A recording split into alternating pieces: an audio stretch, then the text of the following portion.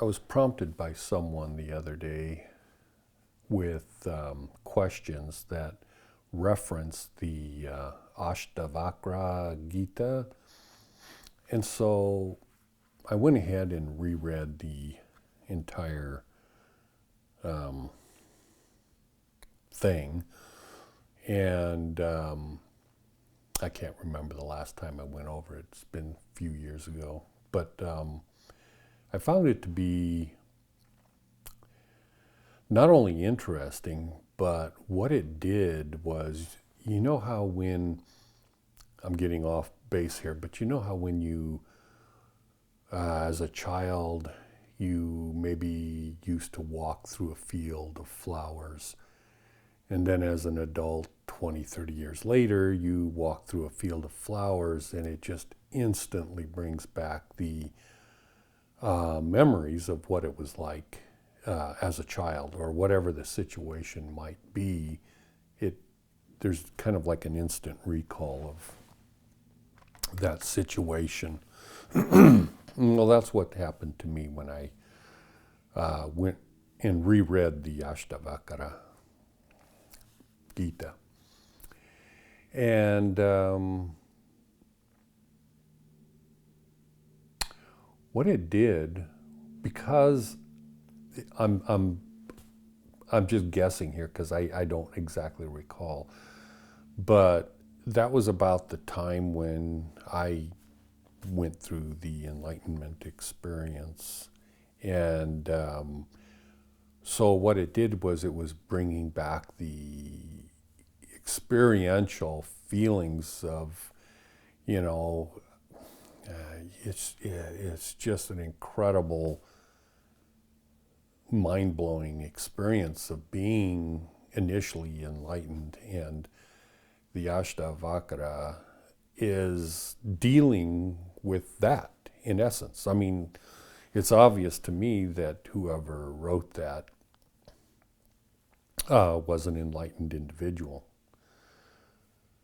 The also interesting part, and the reason I'm bringing it up, is because either the person that wrote it was either ignorant or unaware of non-duality is a false teaching, or was it something that was corrupted over the years and somebody else got their hands on that person's writings and altered it, that at the end of every at the end of every page or two, or halfway through or whatever, it will be talking about what enlightenment is, or the understanding of enlightenment. And then it would say, and then we're all one, meaning they don't ever actually, I don't recall the word in there, Advaita, but they're basically referring to that everything is one, and that you and God are the same, etc., etc., etc. And that's wrong. I mean, that's just patently wrong. But the reason I'm bringing this particular writing up is because it's like this is how I'm going to word it. Enlightenment, the actual experiential reality of enlightenment, and I'm talking about the enlightenment that Buddha felt or was,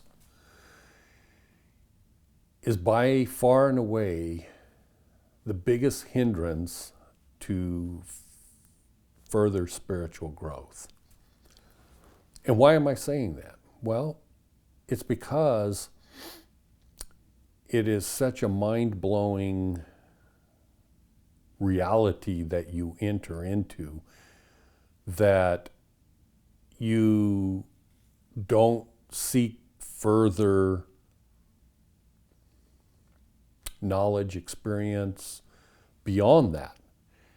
And it would almost seem to me such an incredible deceptive thing on the part of demonic forces in this physical world that they're immortal, so they have the opportunity to tweak things to their own desire, and to add the concept of non-duality in there to keep people imprisoned into the thought of non-duality after they become spiritually enlightened, like Buddha. And I can see how that would be a huge issue, because spiritual enlightenment to the level of Buddha is more along the lines of Neti Neti than anything else. It's not like enlightenment just explodes knowledge and wisdom and puts everything, just explodes into your head. That's not what happens.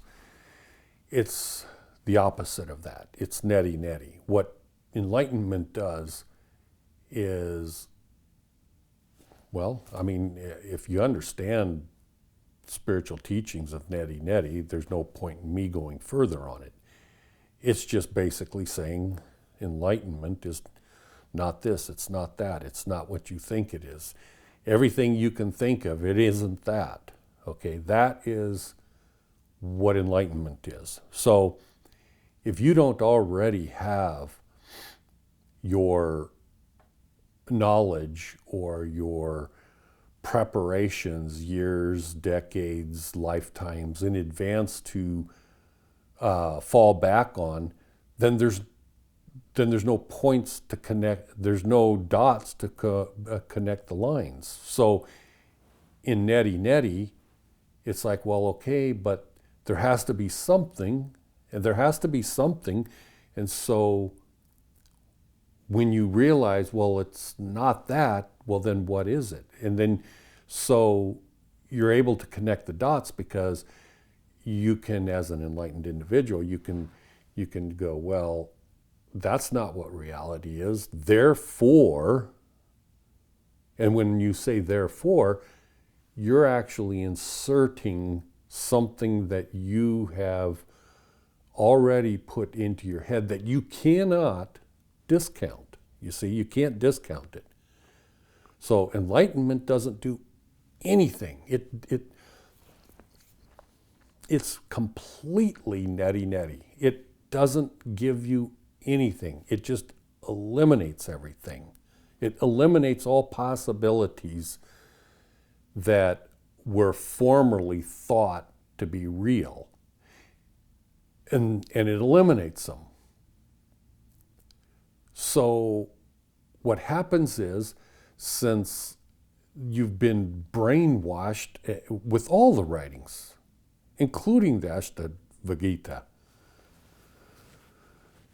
and all the, literally all spiritual writings, including Christianity. I mean, the Trinity of Christianity would have you believe that Jesus and God are one and the same. This has all been corrupt from the foundation of the world, that every living enlightened master, regardless, after their death, their teachings, if in fact they were enlightened, and if in fact they taught the truth, within a generation or less, it gets corrupted. That's just the way it is here in this reality. I know this to be true. The problem is you don't know it to be true, and you're never going to know it to be true unless you have input from divine sources, because you're not going to find it here on this reality unless you happen to find a truly enlightened teacher. But then, are you even going to understand what that person is saying? That's another. Or even if you understand it, are you going to believe it? That's the other question. But when you think about it, these enlightened, I think I always come down hard on these enlightened gurus that teach non-duality, because it's like, Who told you Advaita means everything is one? Who told you that? Who put that into your head? Where did that come from? Where did that idea and thought? Because you did not experience this. You can't experience, it's not possible to experience nothing. You have to experience something. That's the concept of experience. And for non-duality to be real, then you would have to experience yourself as being nothing. Well, you can, in a sense of saying that you're an illusion, but it I don't know where I'm trying to make sense of this. It's very difficult. What happens is,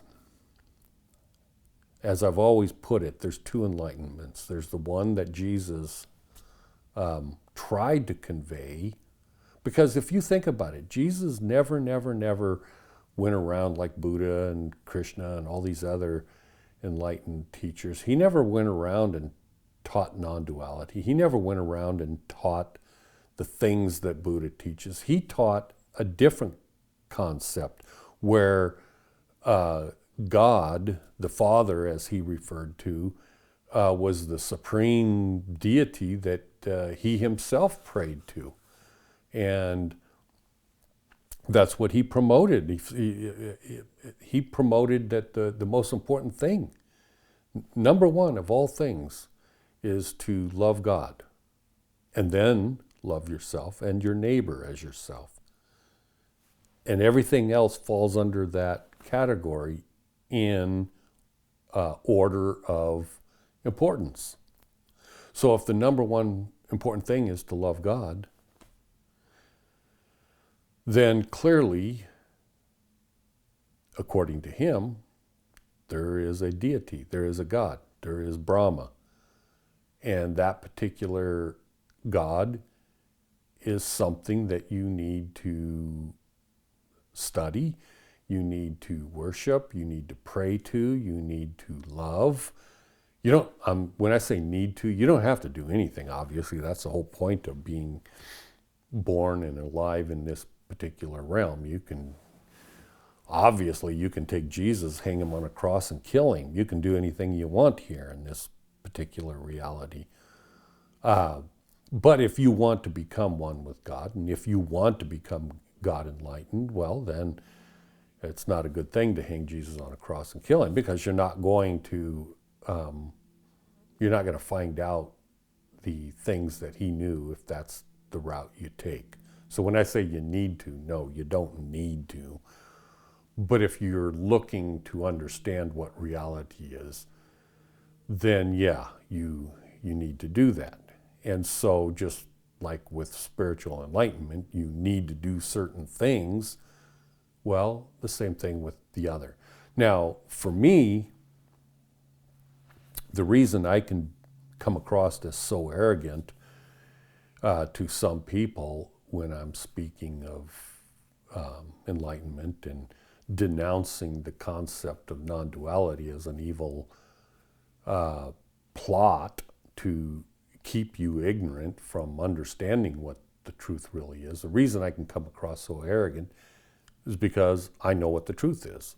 And no matter how confrontational the conversation or meeting might be with someone that's even may be enlightened like Buddha, and they would be incredibly intelligent, way more intelligent than me, and their brain might work way better than me, and they might have memorized every cotton pick and spiritual writing that was ever written, and have photographic memory and instant recall and all of these things, and be very, very poised and able to respond really rapidly and quickly, and to, so to say, put me in my place, and stuff like that. They may be able to do all these things. But in the end, and even in a group of people, like at a Sangha meeting, in the end, the guru is going to be frustrated, not me. The guru is going to be so incredibly frustrated, and even though they're not supposed to show anger, they're supposed to be very poised and cool, calm, and collected, and that sort of thing. In the end, they would become angry and frustrated, and because they will have met their challenge, because they are wrong and I am right. It's not that I'm right, it's just that I know what the truth is and they don't. And the reason they don't is because they're enlightened. As an enlightened individual, they cease to grow further and to understand God and stuff like that. Because why? Because they've adopted the ignorant teaching of non-duality. They believe that they are the end-all be-all. There's no point in seeking something beyond the absolute, is what, I mean, that's the word they use, the absolute, in referring to the ultimate understanding of reality, of God, of all beingness, and everything else. But they would be wrong. It isn't true. And when they say it is true, it's like, but who told you that's what it is? Because you didn't experience it. You cannot experience something that isn't true. You can only experience ignorance, and they're ignorant. And I'm not, because I know what the truth is, because I've experienced it. Now, why am I telling you this? I'm telling you this as a favor. I'm telling you this because you're not going to be able to have your own understandings based in truth. What you're going to have are words from an arrogant, self-righteous person like myself. You're going to have my words to say that non-duality is not real. It's a lie. It's trickery. It's on purposely taught so that if and when you do become enlightened, you too will be held back from the ultimate growth, which is eternal growth, like God. You will be held back from that because you believe in non-duality, that you've misinterpreted the whole concept of Advaita. So you don't want to do that. And so what I hope to do is place that in your mind, that you're on this path of becoming enlightened. You're on this path of trying to understand. And so what I'm telling you, I would hope would be the impetus for you to search deeper. It's like, what is this guy talking about? Why is he saying non-duality isn't true? And that the only way to know this for yourself is you have to do what Jesus spoke of. You have to have total faith, trust, and love for a God that will not present him, herself to you in person without some sort of paradox taking place. Because in this particular realm, that is the design, that is the process for you to function on your own without any help from the source, if you will. Well, without any help in a very apparent way. So, what else did I want to talk about? I love iPads.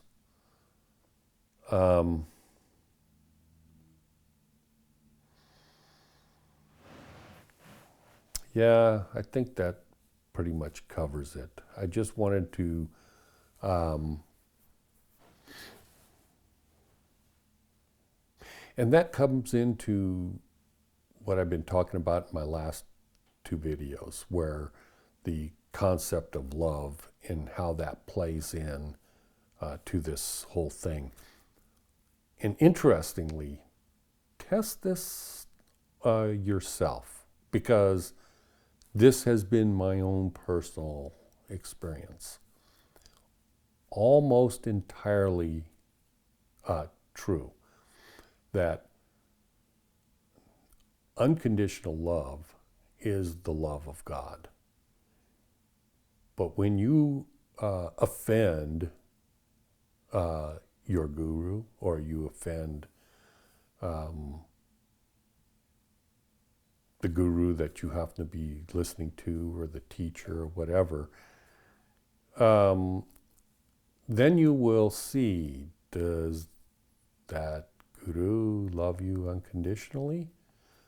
Most of the time it comes across as there's no love in their teachings. If even in that Gita I was telling you about that I read, there's just nothing really spoken of about love. There's nothing really spoken of about God, mainly because non-duality says that you are God. So one last thing, and I've mentioned this before and I will again. How does non-duality, why is that so easily believed? Well, it is because in enlightenment, spiritual enlightenment like Buddha had, since you experientially, through the process of Neti Neti in enlightenment, realize that everything is nothing, then what happens is then you're getting like Descartes, where I think, therefore I am. So along that same line, since everything is nothing, and yet you are the thinker that's aware that everything is nothing, you reduce yourself to awareness. So you are the essence of awareness, because since nothing is real, and you're aware that nothing is real, then whatever it is you are, you must be the epitome of awareness. And since there's nothing else to latch onto, then you must be the essence of everything. And therefore, everything that is in the box and outside the box is part of your awareness. Therefore, non-duality is a descriptive explanation to what reality truly is. And that is actually true in regards to this reality that was created by Brahma. But you never met Brahma. That's the problem. You never met Brahma. Had you ever met Brahma, then you would realize that yeah, you're playing in the playground of what Brahma created, but you're actually not outside of the playground speaking with Brahma, looking inside the playground. Because if that were the case, then you would realize that non-duality isn't a very accurate. It is while you're inside there, like the drop in the ocean. Well, that's true as long as there's an ocean. But when the ocean disappears, then what are you? I mean, the whole concept dissipates and disappears when you meet Brahma. But nobody really does that. Actually, I don't know of anyone that, other than the writings that Jesus speaks of, I don't really know of anyone in any writings anywhere that refer to the enlightenment that Jesus spoke of. And he didn't even call it enlightenment. He just called it the love of God. Anyways, that's enough for today. It's a short one. Again, thank you for watching. And I want you to know that I appreciate the feedback I get from people. And if you're silent and you watch the videos, but you're too afraid to send an email or something of that nature, that's fine too. You shouldn't do anything you're not comfortable with. But if you feel comfortable, please email me. I would appreciate it. And I will respond. And I'll put my email in this particular video if I don't forget. I'll try to put it like the people make the videos. It's like, well, it's right here. I'll try to put it right there.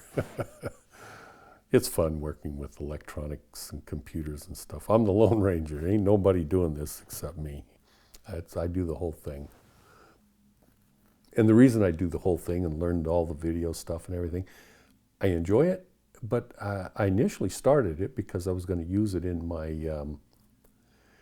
construction training stuff that I've kind of thrown in the towel on it, but maybe I'll revive it someday. But I made a lot of money in construction business and I could afford all the electronics and all that kind of stuff. But now I use it for spiritual stuff. Anyways, thank you for watching. I love you and I hope you have a good weekend.